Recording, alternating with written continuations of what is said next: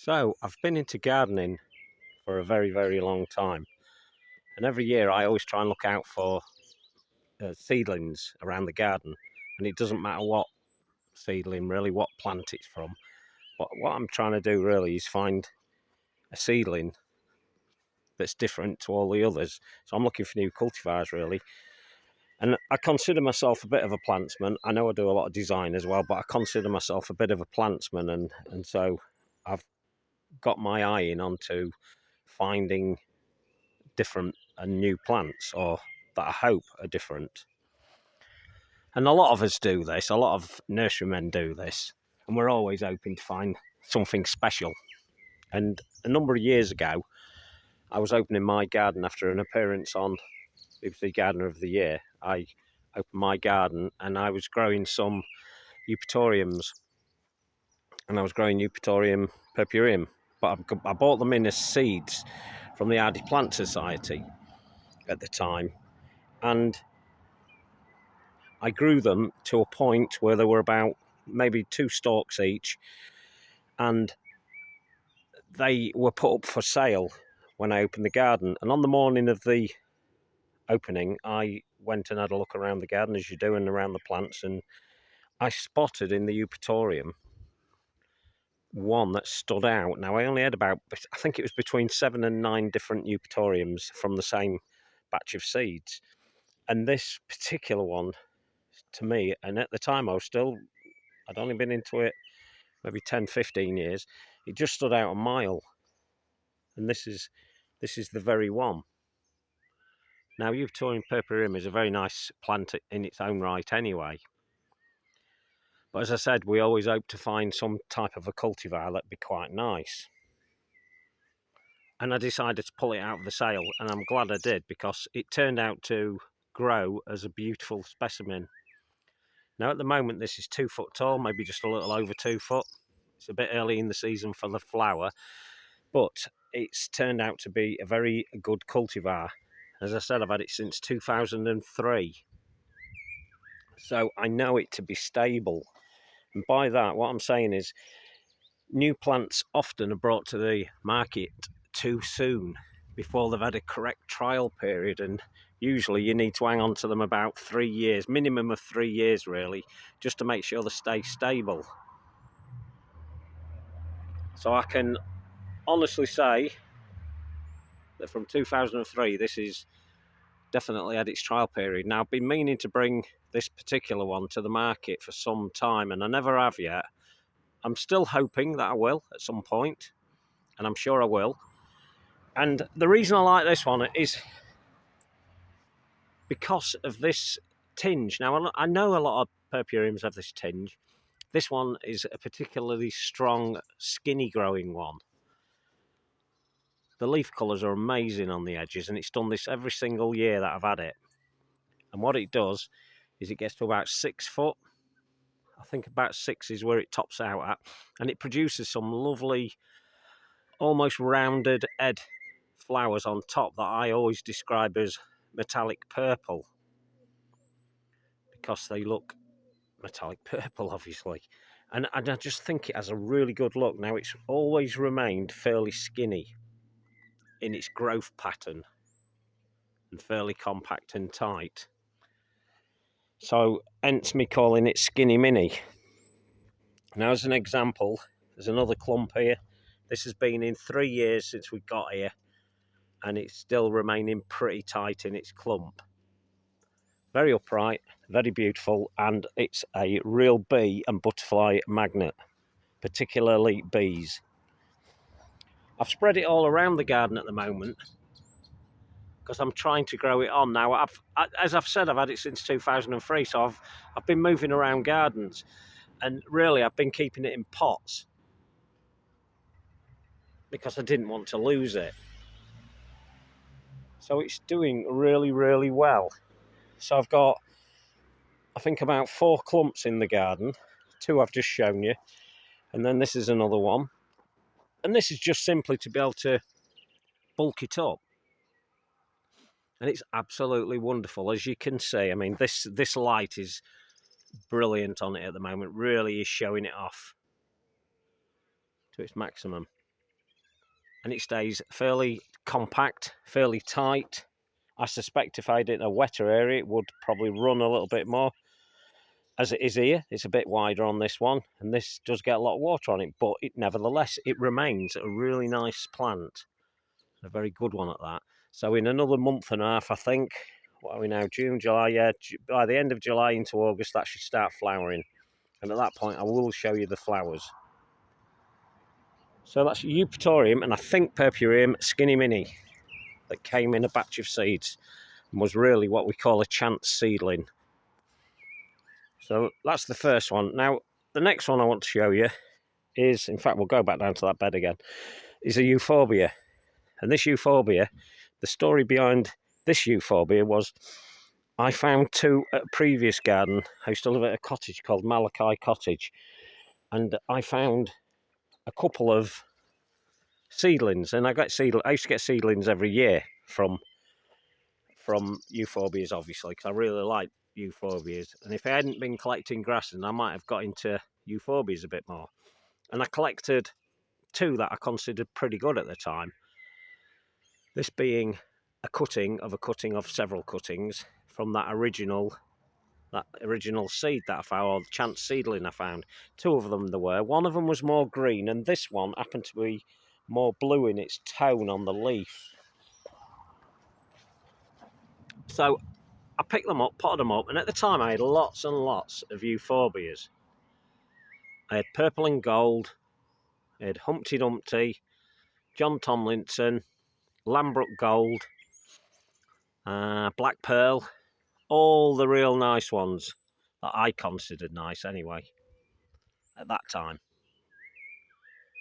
So this one appeared, and because I had so many of them, I decided to give it to a nephew who was just getting into gardening, and to encourage him a little bit, I wanted to let him have these two seedlings with the premise that should he ever move, that he would give me these two back. I wanted them back because they were pretty good ones, but I just didn't have the space because I already had some good ones, and I wasn't really into collecting euphorbias as much as I was grasses at the time. Now, it has turned out to be an absolute cracker because he brought it back to me. He was moving to a new address, didn't want them anymore, and I'd remembered actually that I'd asked him to bring them back should he move, and that he did, and here they are. And I've had them ever since, so probably 2007, not 100% sure on that, but 2007, got it back, and then it came with me to several gardens where I kept it. Now for the last 3 years, it's not produced any flowers, and I've scratched my head and wondered why for some time, and there's no real reason why it shouldn't produce flowers. It just simply stopped producing flowers, but nevertheless it still is a statuesque, very robust plant. Now this is a baby, this is a cutting as I said, but it's doing really, really well. Now you never know, next year maybe these little ones will set flowers, I don't know, but I've got one or two of these around the place. I've given one or two away as well. But I call this one Malachi because of the cottage I lived in. And I consider it another good chance seedling. And here's the parent plant. Not the original parent plant, may I add as well. So it's never really flowered. But one thing that it does have at the right time of the year, and I've shown this through my autumn-winter videos, if you look back, it has this purple tinge all running about a quarter way down the leaf on each of them. But as I said, it's refused to flower. But this is a good, what we call a sub-shrub.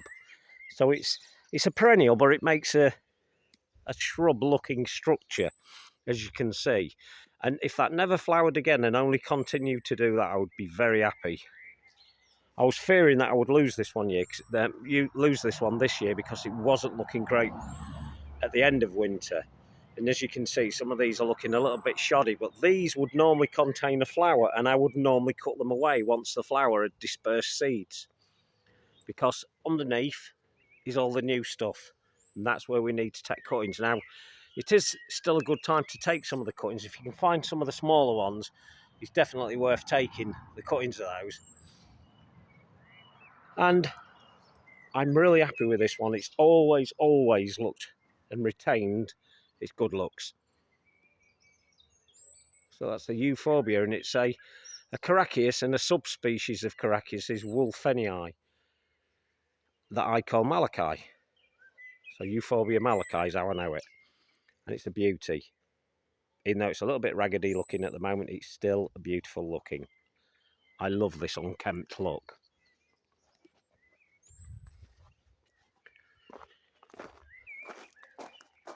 So you can see all the new growth inside there. And I'm probably looking to take a lot of this older growth off. Now it's at its ultimate height at the moment and width. So that's what, 4 foot? It's a good 4 foot and a good 4 foot high, if not higher and wider. But that's about where it would normally get. So it's looking really nice. Now it's definitely worth taking those bigger ones off of that, just to keep it in check a little bit. But they are very, they are quite short-lived. So usually you would expect to get 6 years out of these things, and they'd do well at that. They'd look at the best up to them. But these ones I've got, this one's possibly, as a cutting, remember, took the cuttings. As a cutting, it's probably 5 years old. So maybe it's getting to the end of its life. I don't know. It's an unknown, because different gardens it can look different, and in different soil conditions it can look different. So as I said, it doesn't flower, and it's nothing I've done, but I have done some investigation into reasons why they may not flower. Now, somebody suggested it might be the soil conditions, it's not got enough feed, etc., etc. I ruled those out immediately, because I'd got some babies in pots that were well fed, so the conditions were perfect. They were babies, but they still produced flowers at the size they had them, and they weren't producing them either. They were doing exactly what the parent plant was doing. So nature's decided that it's not going to flower anymore. And what I was going to say was, I had one called Lambert Gold, and apparently Lambert Gold is very shy to flower. So maybe that could be one of its parents. And I believe Purple and Gold to be another one, because that's quite a nice colour as well. As you can imagine, Purple and Gold gets a lovely purple diffused leaf as autumn and winter come in, and tends to retain it. So that's really, really nice, and I love this one. So that's another one of mine, not yet brought to the market, and really I should bring them to the market. I should share them around. Now, the third one I'm going to show you is a grass.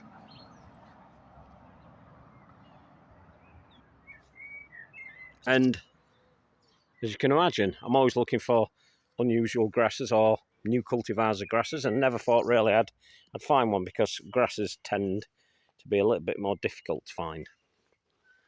But this one is a miscanthus, and it's got some ordinary.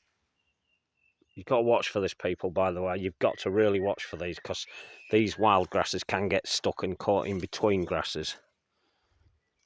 And there's another one. They're not always easy to spot at first, but once you get your eye in, you know what's a weedy one and what isn't. Anyway, back to this grass. So this is miscanthus, and it's a Zinensis type, and it comes from one called gold bar. And it's a sport of gold bar. Now, gold bar, as it suggests, as a cross-banded stripe going up. So it's a zebra grass, basically, that makes about 4 foot normally. Don't think it flowers very much for us in England, but it has this striping all along the leaves, whereas this one doesn't. Now, this one came from that as a sport. I kept these plants down at a friend's nursery, kept them there, and I saw it growing on the side of gold bar, and I thought, let's pull that out and have a look, see if it is what I hoped it would be, which was a sport. So a sport is a grass that really is different to its parent that it's attached to. So as you can imagine, this was definitely different.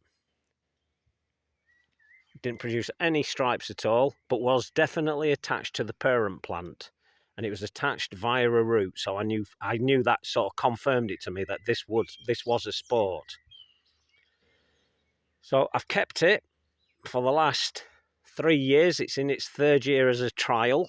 Took it out of the plant pot, separated it from its parent, and I'm showing you it at the wrong time really, but later on, sort of late summer, all the leaves start turning a wonderful colour. Now I've noticed there is a little bit of it there already turning, but this camera isn't good enough to pick it up in detail.